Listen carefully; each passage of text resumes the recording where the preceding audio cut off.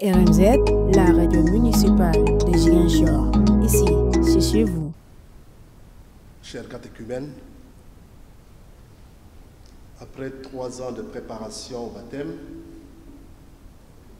à travers l'enseignement par les catéchistes, j'ai souhaité vous faire une ultime catéchèse, dernière catéchèse, avant votre baptême, puisque l'évêque, c'est le premier catéchiste dans le diocèse. Donc ce que je vais dire, je l'ai dit pour vous, et les autres qui sont déjà baptisés, ça va être une révision, parce qu'ils le savent. Après 40 jours de marche à travers le temps du carême, nous voici à la nuit très sainte de Pâques, nous voici à la veillée des veillées. Cette nuit est considérée comme la nuit la plus importante du chrétien. Nous voici rendus à tout ce que les efforts du carême préparaient. Pendant 40 jours, nous avons jeûné, nous avons prié, nous avons partagé. Tout cela, c'était pour préparer notre cœur à cette nuit-ci. La contemplation de la victoire de la lumière sur les ténèbres, la contemplation de la victoire de la vie sur la mort, la contemplation du bien sur le mal. C'est dire que celui qui a jeûné pendant tout le carême et qui ne va pas à la messe de minuit, par négligence, il sera passé à côté de l'essentiel. Il aura couru, au moment de l'arrivée sur la ligne d'arrivée, il fait demi-tour, ou il va ailleurs. Tout ce que nous avons fait pendant le carême, c'est pour nous préparer à cette nuit ici. C'est à cette nuit que nous préparer de façon immédiate les grandes célébrations de la Semaine Sainte. Dimanche dernier, dimanche des Rameaux, dimanche de la Passion, ou encore les huiles et le renouvellement des engagements sacerdotaux de la messe chrismale que nous avons célébrée ici le mardi, ou encore le Christ qui se donne comme nourriture dans l'Eucharistie le jeudi saint, la croix au cœur de la célébration du vendredi saint. Aujourd'hui, le signe qui occupe une place centrale dans la liturgie, c'est cette bougie qu'on appelle comment? Hein? C'est à vous. Hein? Cierge pascal. Voilà. Le cierge pascal. Il est l'objet de toutes les attentions, comme la croix l'était le vendredi. Le vendredi, tous nos regards étaient tournés vers la croix. Nous avons fait le chemin de la croix, nous avons fait la vénération de la croix. Aujourd'hui, la liturgie nous invite à tourner nos yeux vers cette bougie, cette grande bougie qu'on appelle le cierge pascal. Et donc c'est sur ce cierge-là, sur cette bougie, que je vais axer ma méditation pour vous ce soir. Le cierge pascal est composé essentiellement de cire, la cire d'abeille qu'on utilise pour fabriquer les cierges, fabriquer la bougie. La cire d'abeille est symbole de pureté. Elle évoque ici la pure chair du Christ, issue de la Vierge Marie. Jésus qui est né pur, de sa mère Marie qui elle aussi est pure. Et comme la cire est quelque chose de pur, on l'utilise pour fabriquer ce grand cierge pour Pâques. Le corps du Christ, donné comme nourriture le jeudi saint, nous l'avons célébré. Le corps du Christ, défiguré et méconnaissable par la violence des hommes lors de la passion du vendredi saint, réapparaît après la mort, tout pur, comme de la cire d'abeille. Et donc cette bougie représente Jésus ressuscité.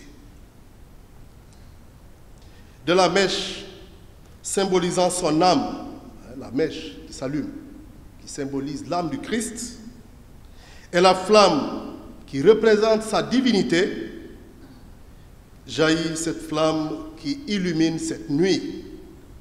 Voilà pourquoi nous sommes entrés ici et on n'a pas allumé les lampes, pour que ce soit seulement cette flamme qui illumine notre Église. Que ce soit seulement le Christ que cette flamme représente qui illumine notre Église.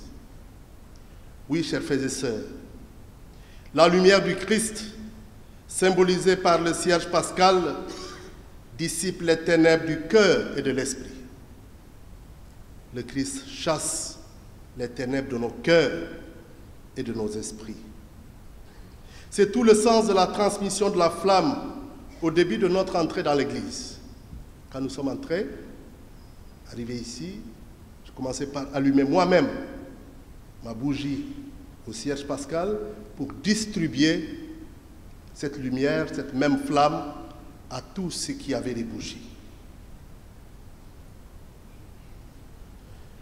La lumière du cierge pascal est donc transmise à tous les autres cierges pour rappeler que Jésus est source de lumière.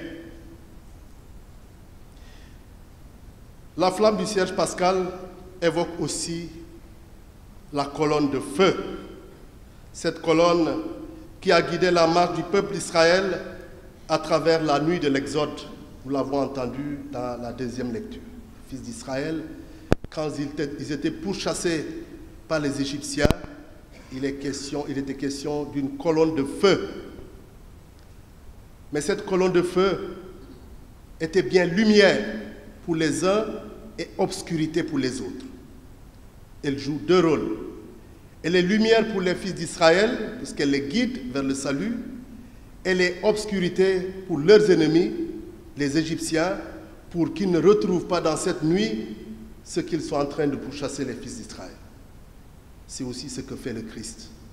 Lumière pour ceux qui croient en lui, mais aussi ténèbres pour l'ennemi, qui cherche à nuire à ses fils et à ses frères. Le texte de l'Exultet, chanté au début de cette veillée, évoque le cierge pascal en ces termes. Je le cite. « Dans la grâce de cette nuit, accueillie Père Saint, en sacrifice du soir, la flamme montant de cette colonne de cire que l'Église offre par nos mains. » Voilà.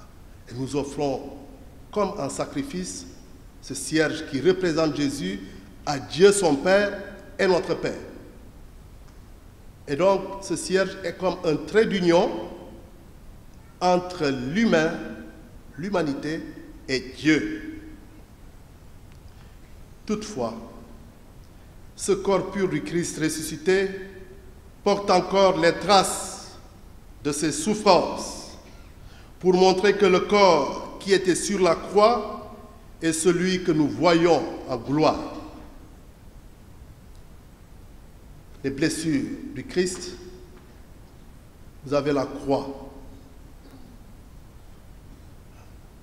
Et les plaies, en principe, devaient mettre des pointes d'encens sur le cierge pour marquer les blessures de Jésus, avec lesquelles il est ressuscité, pour montrer à ses disciples que ce n'est pas un autre corps qui s'est présenté à eux, mais c'est bien celui qui était sur la croix. Et c'est avec ces plaies qu'il va prouver à Thomas, qui était dans le doute, qu'il est véritablement leur Seigneur.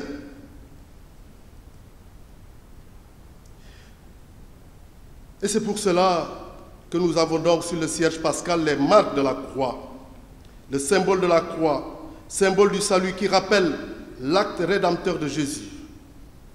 Nous avons aussi donc les clous d'encens disposés aux extrémités de la croix, symbolisant les 5 plaies du Christ, les plaies sur les mains, sur les pieds et sur le côté. Il dira à Thomas, mets ta main sur mes plaies, Mets-la sur mon côté. Cesse d'être incrédule, mais croyant. C'est par ces plaies glorieuses que le Christ nous protège, comme dit la prière que j'ai dite tout à l'heure en allumant le cierge dans la cour.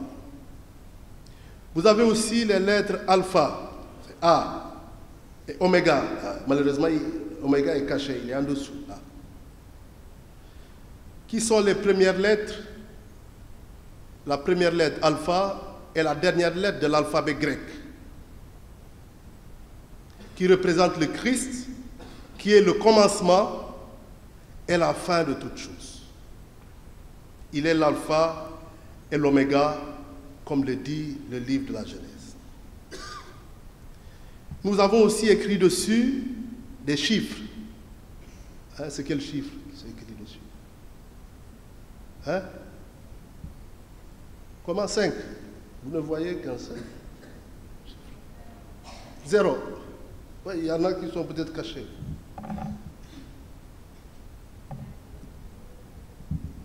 2, 0,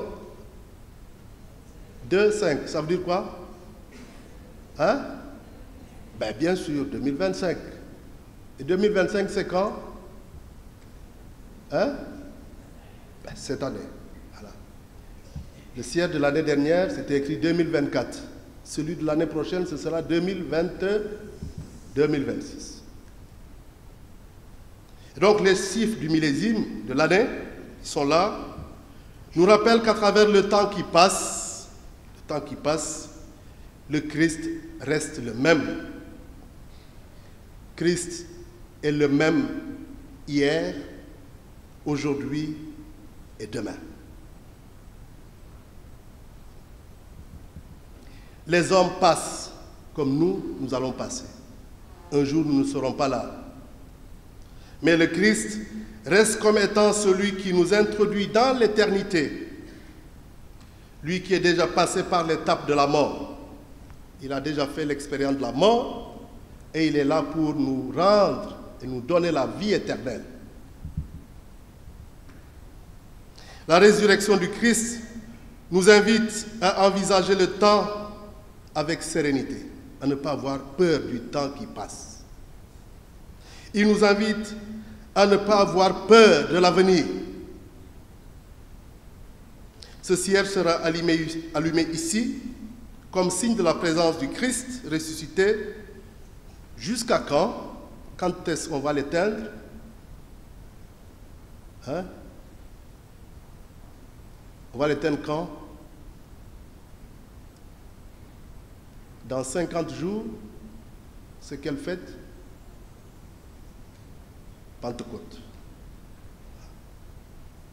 Dans 40 jours, ça va être l'Ascension. Dans 50 jours, c'est la fête de Pentecôte. Et à la fête de Pentecôte, on va éteindre le cierge pascal. Pourquoi? Qu'est-ce qui se passe à la Pentecôte? Hein? L'Esprit Saint qui descend sur les apôtres, on éteint le cierge pascal qui représente Jésus. Parce que Jésus est parti, c'est l'Esprit qui prend sa place. Parce que Jésus a promis à ses apôtres qu'il va partir, mais qu'il va leur envoyer l'Esprit Saint. Voilà pourquoi à la Pentecôte, on éteint le cierge pascal pour marquer la fin de la vie terrestre de Jésus et le début de la présence de l'Esprit Saint pour accompagner les disciples de Jésus que nous sommes. L'Esprit Saint donc prend le relais de la présence corporelle du Christ, le même Esprit que nous appelons lorsque nous consacrons le pain et le vin qui deviennent le corps et le sang du Christ. On demande que l'Esprit sanctifie ces offrandes pour qu'elles deviennent corps et sang du Christ. Donc l'Esprit qui est à nous et qui travaille avec nous. Le cierge pascal sera utilisé à l'occasion d'autres célébrations en dehors de Pâques. Comme quoi? Comme le baptême. Lorsqu'on baptise des enfants. RMZ, la radio municipale de Ziguinchor. Ici, c'est chez vous.